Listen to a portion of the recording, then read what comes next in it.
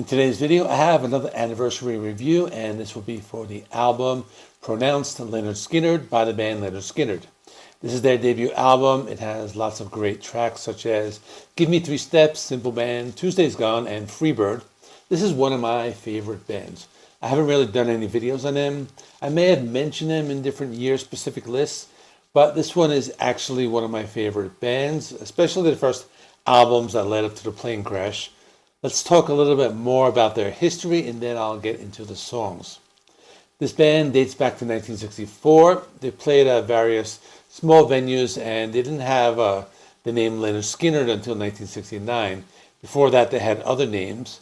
They chose the name Lynyrd Skynyrd because when they were in high school, they had this one gym teacher who was always giving them a hard time about having long hair, and this gym teacher's name was Leonard Skinner.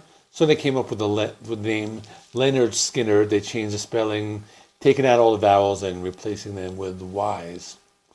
They got their big break in 1972 when they were discovered by Al Kooper from Blood, Sweat, and Tears.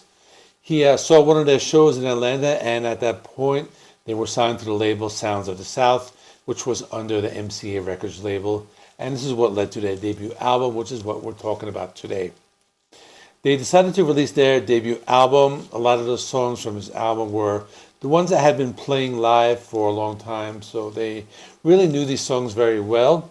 They decided to rehearse for the album in a place in Jacksonville, Florida, which they call the Hell House, because it was just very hot where they were playing.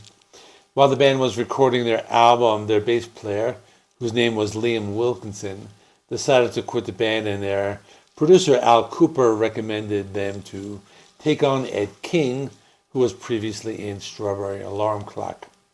Ed King played bass on this album, but he was eventually moved over to guitar duties for the next album, and their bass player, Liam Wilkinson, eventually returned to the band. This band had 6 members. It was Ronnie Van Zant on vocals. They had 2 guitarists, Gary Rossington and Alan Collins, and we spoke about Ed King on bass. They had a keyboardist whose name was Billy Powell, and on drums it was Bob Burns. Let's talk about the album cover. It was a photograph taken on Main Street in Jonesboro, Georgia, which shows the band who I just mentioned, and the photo was taken after a long day of doing photo shoots. Gary Rossington actually threw up on the sidewalk after it was taken. Let me also mention that Gary Rossington passed away this year on March 5th, 2023. This means that none of the original members of the band are alive. You may have also heard that many of these members, including Ronnie Van Zant and Steve Gaines, were killed in a plane crash back in 1977, but that's another topic for another video.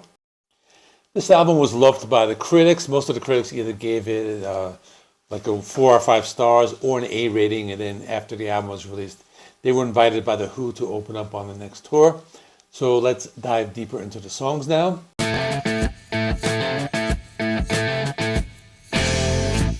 Starts with I Ain't the One. It's the opening track, and this is a pretty good song. It just comes right out the gate. They start with this thunderous drum intro, and the song has a lot of southern rock style guitar riffs.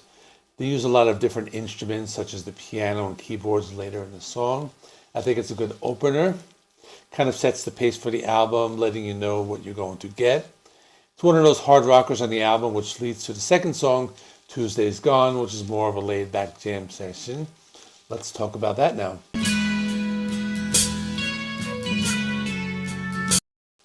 Tuesday's Gone is one of my favorite songs for a few reasons. First of all, I really like the Metallica cover where James Hetfield sings with a bunch of people from other bands, including Gary Rossington. And this is also one of the songs I used to love to play on the guitar when I was younger. So I've always loved this song. There's some interesting facts about the song. Producer Al Kooper played the mellotron during the chorus of the song, and their drummer at the time did not play drums on the song. It was Robert Nix from the Atlanta Rhythm Section.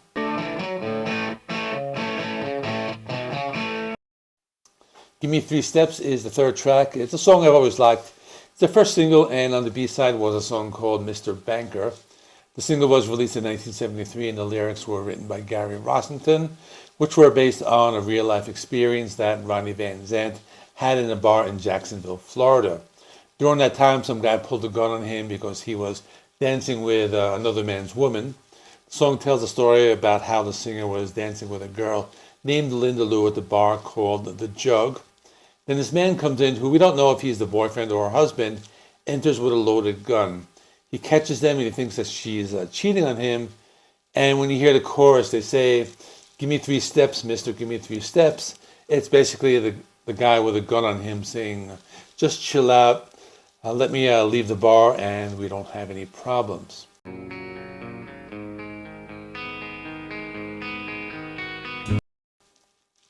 At track number 4 is one of my favorites, Simple Man. This is maybe my favorite, and what's funny is I never really got into the song until maybe a few years ago. I think before this, my favorite songs were always like Tuesday's Gone and Freebird. I know there were a lot of cover songs of the song. For example, the band Shinedown had a very famous cover of this, and it's a really good song. I really like the lyrics. It's kind of a simple song. You just have 3 chords being played over and over, but I think the vocals and the passion of the lyrics is what makes this a great song, in addition to the fact that it has some hard rock guitar played in it as well.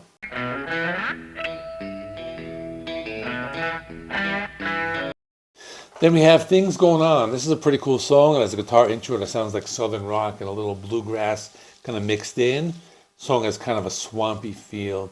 The second part of the song features a piano interlude. Ronnie Van Zant sings in a higher range in the second verse. You can also hear an electric guitar solo around the middle of the song. The song has lots of southern rock guitar riffs and is a pretty good deep cut.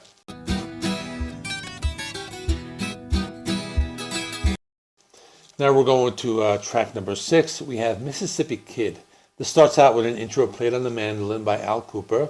The song reminds me of like a Led Zeppelin song, maybe something from Led Zeppelin 3. It's a blues song with harmonica played with Steve Katz. And this has that classic blues sound and it's played with acoustic instruments.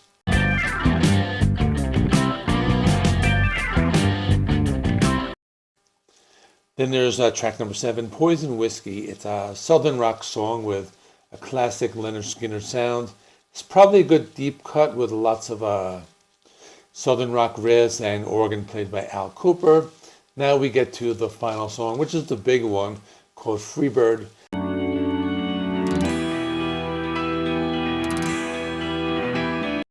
The album ends with this, and it was one of the singles, probably the band's most famous song of all time.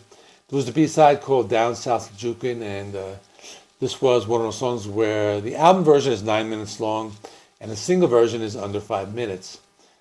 It's kind of this long jam session. The long guitar solo was written as a way for Ronnie Van Zant to be able to take a break from singing. The song opens with a famous line, "If I leave here tomorrow, would you still remember me?" And that was something that was said by Alan Collins' girlfriend at the time. Her name was Kathy, and he would eventually marry her. But when she said that, they would use that as the opening line to the song. The song has a place in popular culture where it's very common for people to yell Freebird at the end of a concert, and that came from their live album, One More for the Road, when Ronnie Van Zant asked the crowd what song you want to hear. And in the crowd, they yell Freebird, and then that's what they play. They play actually this like 14.5-minute version of the song, so that was the origin of that.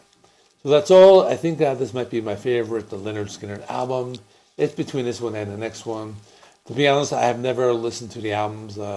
They recorded after the 70s. The band is still active, and supposedly they have material for another album. The current band is led by Johnny Van Zant, who was the younger brother of Ronnie Van Zant. That's all I know. Let me know in the comments if this is your #1 album from the band, or is it something else. Please like this video as it helps me with the algorithm. Please comment and subscribe if you have not already. And I've not done any other Lynyrd Skynyrd reviews, but check out this video of albums from the year 1973. Thanks for watching, and I will see you in the next one.